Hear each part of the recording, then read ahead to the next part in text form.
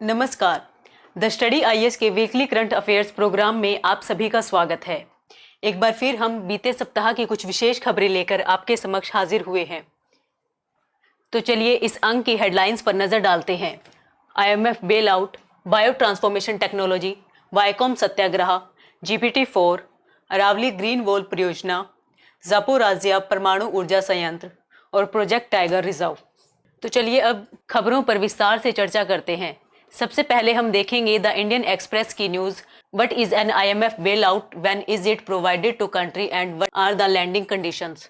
Recently IMF के द्वारा श्रीलंका को बेल आउट के रूप में लगभग $3 बिलियन की सहायता प्रदान करने की बात कही गई और उनके द्वारा उसकी शुरुआती मुश्त के आधार पर $333 मिलियन की राशि प्रदान कर मानवीय संकट को कम करने हेतु कहा गया। तो पहले हम जानेंगे कि आईएमएफ क्या है और यह किस प्रकार से किसी भी देश को उसके आर्थिक संकट से निपटने के लिए बेल आउट या सहायता राशि प्रदान करता है। आईएमएफ, जिसकी स्थापना 1944 के अंतर्गत संयुक्त राज्य अमेरिका के न्यू हैम्पशायर में ब्रेटन वुड्स सम्मेलन के अंतर्गत की गई थी। इस सम्मेलन के अंतर्गत न केवल आईएमएफ बल्कि वर्ल्ड बैंक और गेट की भी स्थापना की गई थी।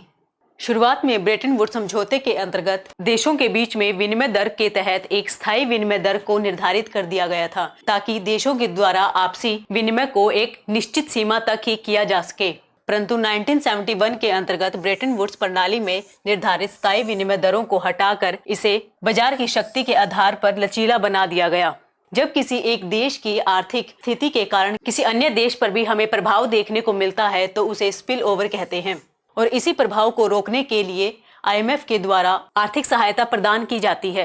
इस आर्थिक सहायता को बेल आउट के नाम से जाना जाता है, जो देश के दिवालिया संकट को सामना करने में सहायता प्रदान करता है। बेल आउट दो प्रकार का हो सकता है, राष्ट्रीय और अंतर्राष्ट्रीय। जब किसी देश के अंतर्गत देश की बैंकिंग प्रणाली या संस्थाओं के मध्य में हमें दिवालिया की स्थिति देखने को मिलती है तो उस देश की सरकार के द्वारा स्वयं बेल आउट पैकेज जारी किया जाता है ताकि संस्थाओं की बिगड़ी अर्थव्यवस्था को पटरी पर लाया जा सके। वहीं दूसरी ओर जब विभिन्न देशों में आर्थिक संकट की स्थिति देखने को मिलती है तो आईएमएफ के द्वारा जारी सहायता राशि को बेल आउट कहा जाता है, जो उन देशों की आर्थिक स्थिति के पुनर्बहाल में सहायता करती है। आईएमएफ के द्वारा किसी भी देश में आर्थिक संकट को देखते हुए उसके निम्न कारणों की चर्चा की है, जिसके अनुसार अनुचित राजकोषीय और मौद्रिक नीतियां उस देश के आर्थिक संकट में अपना एक अहम रोल निभाती है। इसके अलावा अनुचित स्तर पर निर्धारित विनिमय दरें और दिवालिया वित्तीय संस्थान तथा राजनीतिक अस्थिरता के कारण भी हमें उस देश को आर्थिक संकट का सामना करना पड़ता है। श्रीलंका और पाकिस्तान दोनों देशों में हमें घरेलू कीमतों में तेज वृद्धि देखने को मिली और दोनों देशों के द्वारा आईएमएफ से सहायता की मांग की गई और आईएमएफ के द्वारा प्रत्येक देश को बेल आउट प्रदान करने से पहले कुछ शर्तों का निर्धारण किया जाता है, जिन शर्तों में श्रीलंका के द्वारा सफल होने के पश्चात उसे बेल आउट की राशि प्रदान की गई और श्रीलंका के अंदर हमें जो आर्थिक संकट देखने को मिला उसके एक कारणों के अंदर बताया गया कि श्रीलंका में हमें कोविड-19 महामारी के दौरान विदेशी पर्यटकों में गिरावट देखने को मिली, क्योंकि श्रीलंका एक पर्यटक देश है और यहाँ पर विदेशी धन अर्जित करने का एक मुख्य स्रोत पर्यटन है। परंतु कोविड-19 के कारण यहाँ आई गिरावट ने इस देश में अमेरिकी डॉलर के प्रभाव में गिरावट ला दी। तो अब जानेंगे कि जो आईएमएफ के द्वारा जो बेल आउट के रूप में सहायता प्रदान की जाती है वह फंड आईएमएफ के पास किस प्रकार से आता है। सर्वप्रथम आईएमएफ के पास एक बास्केट है जिसमें हमें मुख्य रूप से 5 मुद्राओं का भंडार देखने को मिलता है, जिन 5 मुद्राओं में अमेरिकी डॉलर, यूरो, चीनी युआन, जापानी येन और ब्रिटिश पाउंड शामिल है। इन मुद्राओं के समग्र रूप को एसडीआर का नाम दिया जाता है। एसडीआर से अभिप्राय स्पेशल ड्रॉइंग राइट है। जब किसी देश के द्वारा आईएमएफ से सहायता प्राप्त करने की मांग की जाती है तो आईएमएफ के द्वारा उस देश की मुद्रा में उसे पैसा न देकर एसडीआर पर पत्र के रूप में दिया जाता है, जो प्रत्येक देश के द्वारा मान्य होता है। आईएमएफ के अंतर्गत फंड प्राप्त करने के 3 स्रोत हैं। यह सदस्य कोटा,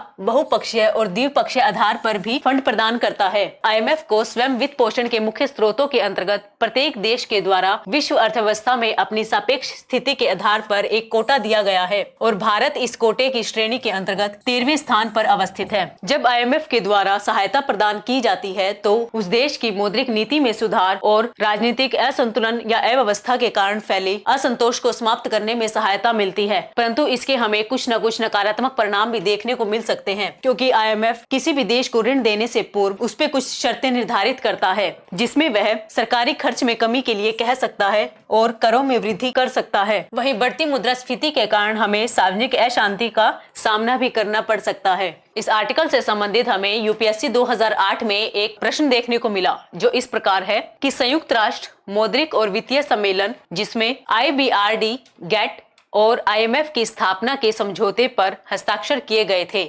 सामान्य रूप से यह जाना जाता है ऑप्शन ए वाडुंग सम्मेलन, ऑप्शन बी ब्रेटन वुड सम्मेलन, ऑप्शन सी वर्साय सम्मेलन और ऑप्शन डी याल्टा सम्मेलन। इस प्रश्न से संबंधित आप उत्तर को हमारे कमेंट सेक्शन में सबमिट करवा सकते हैं। हमारी नेक्स्ट न्यूज है explain what is bio transformation technology. Recently United kingdom के एक स्टार्टअप के द्वारा यह दावा किया गया कि उनके द्वारा एक ऐसी तकनीक का खोज की गई है जो प्लास्टिक की स्थिति को बदलकर उसे बायोडिग्रेडेबल बना सकती है। तो चलिए अब हम जानेंगे बायो ट्रांसफॉर्मेशन टेक्नोलॉजी, जिसके आधार पर यूनाइटेड किंगडम की संस्था के द्वारा ये कहा गया कि यह प्लास्टिक को बायोडिग्रेडेबल बना सकती है। यह तकनीक प्लास्टिक के स्वरूप में बदलाव करती है और इसके माइक्रोप्लास्टिक के विखंडन को भी रोकती है। माइक्रोप्लास्टिक जिसका व्यास 5 मिलीमीटर जाना जाता है, जो आमतौर पर समुद्रों में और हमारी दैनिक दिनचर्या में हमें व्यापक रूप से देखने को मिलते हैं। और इस तकनीक के माध्यम से माइक्रोप्लास्टिक को भी रोगाणुओं की मदद से बायो ट्रांसफॉर्म किया जा सकता है। इस तकनीक के अंतर्गत संस्था के द्वारा एक मोम तकनीक का प्रयोग किया गया है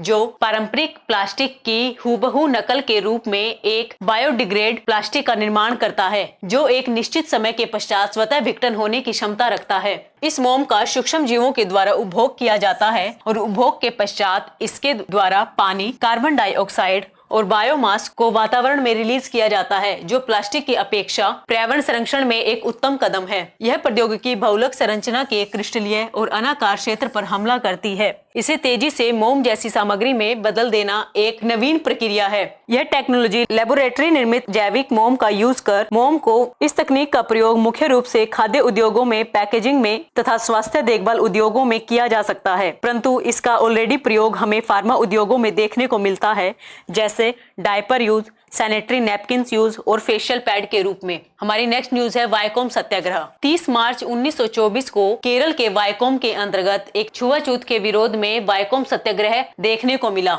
जिसे 2023 के अंदर 99 वर्ष पूरे हुए और इसकी स्मृति में केरल और तमिलनाडु तथा अन्य राज्य सरकारों के द्वारा सेलिब्रेट करने की घोषणा की गई। तो चलिए पहले जानते हैं कि वायकोम सत्याग्रह की शुरुआत का मुख्य कारण क्या था। वायकोम सत्याग्रह जो हिंदू समाज की छुआछूत कुप्रथा के विरुद्ध एक आंदोलन था, इसकी शुरुआत का मुख्य केंद्र एक शिव मंदिर था। इस मंदिर के प्रवेश के अलावा इस मंदिर से सटी हुई सड़कों पर भी निम्न जातियों के प्रवेश पर प्रतिबंध लगाया गया था, जिसके विरोध में टीके माधवन के द्वारा काकीनाडा में 1923 में कांग्रेस के हुए एक सम्मेलन के अंतर्गत एक रिपोर्ट जारी की गई और दलित जातियों के विरुद्ध होने वाले भेदभाव के विरुद्ध अस्पृश्यता आंदोलन शुरू करने की घोषणा की गई। इस रिपोर्ट के माध्यम से केलप्पन के नेतृत्व में एक समिति का निर्माण किया गया, जिस समिति के सदस्यों के रूप में हमें टीके माधवन, वेलायुध मेनन और TR कृष्णमाचारी देखने को मिले। यह आंदोलन अहिंसक आंदोलन के रूप में जाना जाता है, जो जातिगत भेदभाव के विरुद्ध आत्मसम्मान आंदोलन था। इस आंदोलन में गांधी जी का हमें एक सीमित रोल देखने को मिलता है।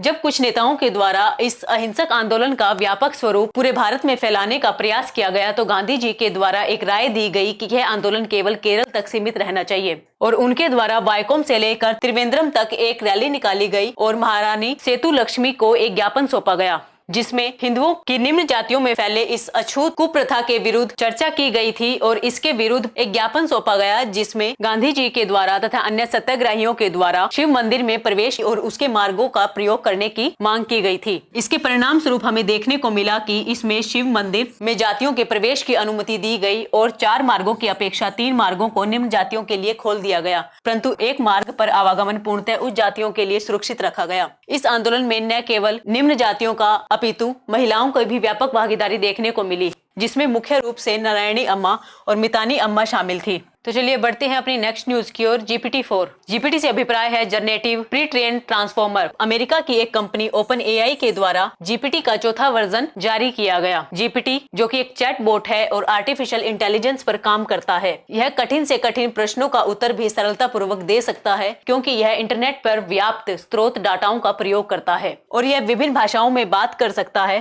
तथा बायोग्राफी एप्लीकेशन और निबंध लिखने में आपकी सहायता कर सकता है। रिसेंटली GPT का चौथा वर्जन जो कि GPT के 3.5 वर्जन का एक एडवांस रूप है। इसमें हमें संवादात्मक और रचनात्मक गुण भी देखने को मिलते हैं। यह न केवल छवियों को पहचान कर उनकी जानकारी प्रदान कर सकता है, बल्कि किसी पाठ्य और छवियों में सम्मेलन बनाकर उनसे रिलेटेड एक नया कंटेंट भी तैयार कर सकता है। किसी प्रकार के विभिन्न मसालों की छवियां प्रदान करते हैं और उससे जानकारी प्राप्त करना चाहते हैं कि हम इन मसालों के आधार पर किस प्रकार के व्यंजनों को बना सकते हैं, तो यह हमें उन व्यंजनों के साथ साथ उसे बनाने की क्रियाविधि भी बताने में सक्षम है। तो चलिए अब देखते हैं अपनी नेक्स्ट न्यूज, जिसमें अरावली ग्रीन वॉल परियोजना के बारे में चर्चा की गई है। हाल ही में पर्यावरण वन जलवायु परिवर्तन मंत्रालय के द्वारा हरियाणा के गुरुग्राम जिले में अरावली ग्रीन वॉल प्रोजेक्ट का उद्घाटन किया गया। यह उद्घाटन अंतर्राष्ट्रीय वन दिवस के एक सुनहरे अवसर पर किया गया था। अरावली रेंज, जो मुख्य रूप से 3 स्टेट और 1 यूनियन टेरिटरी तक फैली हुई है, इसका प्रसार हमें गुजरात,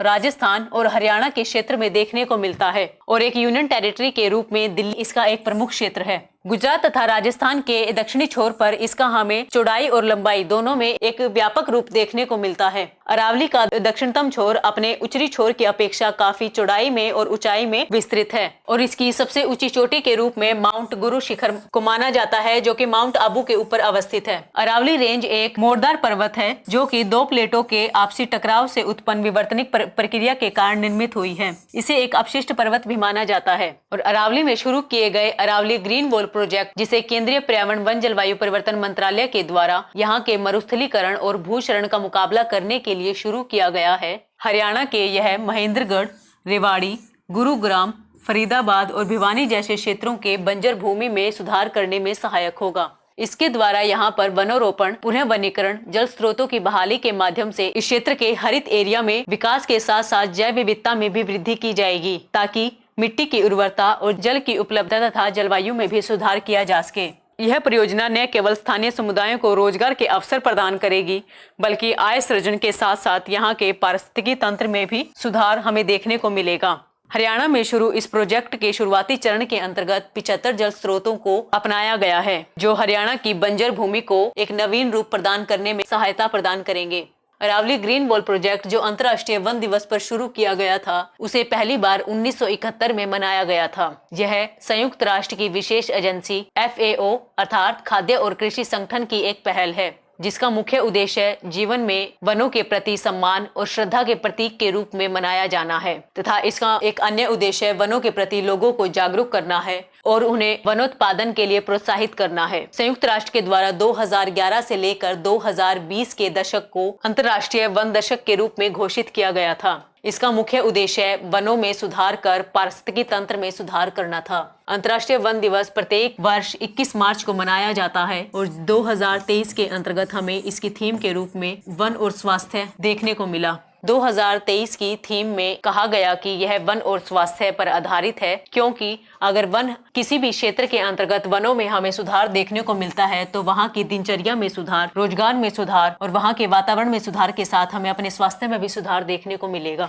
तो यह जानना आवश्यक है कि ग्रीन वॉल परियोजना की शुरुआत अरावली रेंज के अंतर्गत ही क्यों की गई। First of all, green Aravalli परियोजना उत्तर पश्चिमी क्षेत्र में स्थित है, जो कि राजस्थान के थार मरुस्थल के प्रसार को पूर्व की ओर होने से रोकती है। अरावली रेंज में पारिस्थितिकी तंत्र में सुधार करना एक मुख्य उद्देश्य है, ताकि यह भूमि क्षरण को कम कर सके और भूमि के कटाव तथा मरुस्थलीकरण और धूल भरी आंधियों को रोक सके। इस आर्टिकल से रिलेटेड हमें विगत UPSC प्रश्नों में कुछ प्रश्न देखने को मिले, जो इस प्रकार हैं कि यदि उष्णकटिबंधीय वर्षा वन काट दिए जाएं, तो ये उष्णकटिबंधीय पर्णपाती वनों की तुलना में शीघ्र पुनर्नियोजित नहीं हो पाते हैं। ऐसा इसलिए होता है क्योंकि ऑप्शन A, वर्षा वन की मृदा में पोषकों का अभाव होता है। ऑप्शन B, वर्षा वन में वृक्षों के प्रवर्तों की जीवन क्षमता दुर्बल होती है। ऑप्शन C, वर्षा वन की जातियां धीमी गति से बढ़ती हैं। ऑप्शन D, विदेशज जातियां वर्षा वन की उर्वर मृदा पर अतिक्रमण कर सकती हैं। हमारी नेक्स्ट न्यूज द हिंदू से ली गई है। Increased combat around Ukraine nuclear power plant से ऑफिशियल। जापोराजिया परमाणु ऊर्जा संयंत्र। रिसेंटली अंतर्राष्ट्रीय परमाणु ऊर्जा एजेंसी के निदेशक के द्वारा जापोराजिया परमाणु ऊर्जा संयंत्र का दौरा किया गया। जापोराजिया परमाणु ऊर्जा संयंत्र यूक्रेन के दक्षिण पूर्व में स्थित है, जिस पर हमें यूक्रेन रूस युद्ध के पश्चात रूस का नियंत्रण देखने को मिलता है। यह यूरोप का सबसे बड़ा परमाणु ऊर्जा संयंत्र है, जो नीपर नदी के निकट अवस्थित है। इस परमाणु ऊर्जा संयंत्र के अंतर्गत हमें 6 रिएक्टर देखने को मिलती हैं। रिएक्टर से अभिप्राय वे भट्टियां हैं जहां पर परमाणु से संबंधित गतिविधियां की जाती हैं। इन रिएक्टरों में कुल 5700 मेगावाट बिजली का उत्पादन किया जाता है। यूक्रेन में इसके अलावा 4 अन्य परमाणु ऊर्जा केंद्र भी है, जिनमें कुल हमें 15 रिएक्टर देखने को मिलते हैं। इन परमाणु ऊर्जा संयंत्रों के द्वारा यूक्रेन की बिजली की लगभग आधी मांग को पूरा किया जाता है। यूक्रेन, जो कि एक गैर परमाणु हथियार राज्य के रूप में परमाणु अप्रसार संधि का हस्ताक्षर करता है, इस संधि के हस्ताक्षरकर्ता देशों के द्वारा परमाणु ऊर्जा का केवल शांतिपूर्वक ही प्रयोग किया जा सकता है और इस संधि के हस्ताक्षरकर्ता के द्वारा अपनी परमाणु सामग्री के प्रत्येक प्रयोग का डाटा अंतर्राष्ट्रीय ऊर्जा एजेंसी को प्रदान किया जाता है और एजेंसी के द्वारा समग्र डाटे का निर्माण कर उसे यूएन की सुरक्षा एजेंसी को प्रोवाइड करवाया जाता है। यूएन सेना के द्वारा 2022 में इस संयंत्र पर हमला किया गया और इस पर नियंत्रण कर लिया गया। किसी भी परमाणु जोखिम से बचने के लिए अंतर्राष्ट्रीय ऊर्जा एजेंसी के द्वारा एक स्थायी टीम के रूप में संयंत्र पर नजर बनाए रखी, क्योंकि रूस के द्वारा इन परमाणु ऊर्जा शक्तियों का गलत प्रयोग भी किया जा सकता था। इस मैप के अंतर्गत भारत में आपके न्यूक्लियर पावर प्लांट्स की चर्चा की गई है, जो आपके आगामी यूपीएससी और स्टेट पीसीएस परीक्षाओं को देखते हुए इसमें शामिल किया गया है। तो चलिए अब देखते हैं अंतर्राष्ट्रीय परमाणु ऊर्जा एजेंसी, जिसकी स्थापना 1957 में विश्व में शांति के लिए परमाणु संगठन के रूप में स्थापित की गई थी। इसका मुख्यालय ऑस्ट्रिया के वियना में स्थित है और यह परमाणु प्रौद्योगिकियों के सुरक्षित तथा शांतिपूर्ण उपयोग को बढ़ावा देने के लिए दुनिया भर में अपने सदस्य राज्यों तथा भागीदारों के साथ मिलकर कार्य करती है। हमारी नेक्स्ट न्यूज है Bandipur completed 50 years as a project tiger reserve. Project tiger reserve, जिसकी स्थापना 1973 में की गई थी, जिसमें हमें शुरुआत में 9 टाइगर रिजर्व देखने को मिले थे। हाल ही में बांदीपुर टाइगर रिजर्व के रूप में शामिल होने पर 50 साल पूरे हुए हैं, क्योंकि 1 अप्रैल 1973 को प्रधानमंत्री इंदिरा गांधी जी के द्वारा बाघों की घटती आबादी को रोकने के लिए प्रमुख संरक्षण कार्यक्रम के रूप में इसे टाइगर रिजर्व के रूप में शामिल किया गया था। तो पहले हम जानेंगे कि प्रोजेक्ट टाइगर 1973 क्या है। पर्यावरण, वन और जलवायु परिवर्तन मंत्रालय के द्वारा एक केंद्र प्रायोजित योजना, जो देश के राष्ट्रीय उद्यानों में बाघों को आश्रय प्रदान करती है तथा उन्हें संरक्षण प्रदान करने का जिम्मा उठाती है। प्रोजेक्ट टाइगर का मुख्य उद्देश्य बाघों के आवासों में कमी करने वाले कारकों की पहचान करना है तथा उपयुक्त प्रबंधन पद्धतियों के माध्यम से बाघों को संरक्षण प्रदान करना है। नेचुरल इकोसिस्टम की स्थिति को हल करने के लिए उन पर कार्य किया जा सके, क्योंकि वे एक समय के साथ काफी क्षतिग्रस्त हो गए हैं। बाघों की उचित आबादी के लिए उनके आर्थिक, पारिस्थितिकी, सौंदर्यवादी और सांस्कृतिक महत्व को बनाए रखना भी इसका एक मुख्य उद्देश्य है। बाघों के संरक्षण के लिए हमें एक राष्ट्रीय बाघ संरक्षण प्राधिकरण भी देखने को मिलता है, जो पर्यावरण और वन जलवायु परिवर्तन मंत्रालय के तहत एक वैधानिक निकाय है। इसकी स्थापना 2006 में संशोधित वन्य जीव अधिनियम 1972 के प्रावधानों के तहत की गई थी। इसकी अध्यक्षता पर्यावरण और वन जलवायु परिवर्तन मंत्रालय के द्वारा की जाती है। बांदीपुर टाइगर रिजर्व, जो भारत के कुल 54 टाइगर रिजर्व में से एक है, दक्षिण भारत के कर्नाटक राज्य में स्थित है। यह नुगु वन्यजीव अभयारण्य का एक भाग के रूप में जाना जाता है। नेशनल टाइगर कंजर्वेशन प्राधिकरण के अनुसार इस रिजर्व के भीतर हमें कुल 173 बाघों को देख सकते हैं। Bandipur national park Nilgiri biosphere reserve का एक महत्वपूर्ण घटक है। इसके उत्तर में हमें काबिनी नदी और दक्षिण में मोयार नदी का प्रवाह देखने को मिलता है, परंतु इसके मध्य से नुगु नदी प्रवाहित होती है। काबिनी नदी, जो कपिला नदी के नाम से भी जानी जाती है, केरल और कर्नाटक राज्य में बहने वाली एक प्रमुख नदी है। यह कावेरी नदी की उपनदी के रूप में जानी जाती है। मोयार नदी, जो तमिलनाडु में बहती है और भवानी नदी की प्रमुख सहायक नदी है, इसका उद्गम हमें मुकुर्ची शिखर पर देखने को मिलता है। नीलगिरी बायोस्फीयर रिजर्व के अंतर्गत बांदीपुर टाइगर रिजर्व के अलावा हमें नागरहोल, मुदुमलाई, वायनाड परिसर में फैले परिदृश्य भी देखने को मिलते हैं, जहां देश के कुल बाघों में सबसे ज्यादा संख्या देखने को मिलती है। इसके अंतर्गत 724 बाघ शामिल हैं और यह बाघों को एक व्यापक आवास भी प्रदान करता है। भारत में कुल पाए जाने वाले 54 टाइगर रिजर्व का मैप आपको दिया गया है, जो आपकी आगामी यूपीएससी और स्टेट पीसीएस परीक्षाओं के लिए इम्पोर्टेंट हो सकता है। और इस आर्टिकल से संबंधित हमें यूपीएससी के प्रीवियस ईयर में हमें कुछ इंपॉर्टेंट क्वेश्चन देखने को मिले हैं, जिसके अंतर्गत शामिल है कि निम्नलिखित में से वे कौन सी पहाड़ियां हैं जहां पूर्वी घाट और पश्चिमी घाट मिलते हैं। Option A Annamalai hills, option B इलायची की पहाड़ियां, ऑप्शन सी नीलगिरी की पहाड़ियां और ऑप्शन डी शेवरोय की हिल। हमारा अगला प्रश्न है, निम्नलिखित में से कौन सा राष्ट्रीय उद्यान पूरी तरह से समशीतोष्ण अल्पाइन क्षेत्र में स्थित है। ऑप्शन ए मानस राष्ट्रीय उद्यान, ऑप्शन बी नमदाफा राष्ट्रीय उद्यान, ऑप्शन सी नेओरा घाटी राष्ट्रीय उद्यान, ऑप्शन डी फूलों की घाटी राष्ट्रीय उद्यान। आज के सेशन में बस इतना ही। मिलते हैं अगले सप्ताह नेक्स्ट सेशन में। तब तक के लिए हमारे चैनल से जुड़े रहें एवं चैनल को लाइक और सब्सक्राइब ज़रूर करें। Thank you.